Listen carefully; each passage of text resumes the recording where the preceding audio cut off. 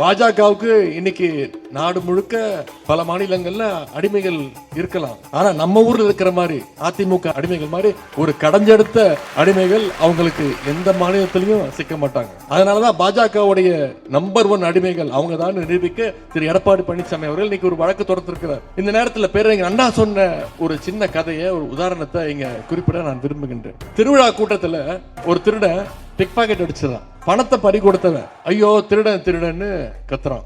உடனே கொஞ்சம் பேர் அந்த திருடனை பிடிக்கிறதுக்கு ஒரு பக்கம் ஓடுவாங்க.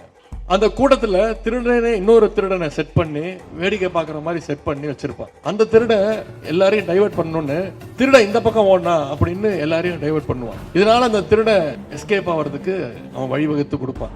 அந்த மாதிரி தான் இன்னைக்கு மக்களை திசை திருப்ப, வாக்குகளை திருடவங்களை எல்லாம் தப்ப வைக்கிற வேலையை இந்த அடிமை கூட்டம் செஞ்சுக்கிட்டு இருக்கு. நான் சொன்ன முதல் திருட அதிமுக, 2வது திருட பாஜக தலைமையில் இயங்குகின்ற அந்த தேர்தல் ஆணையம்.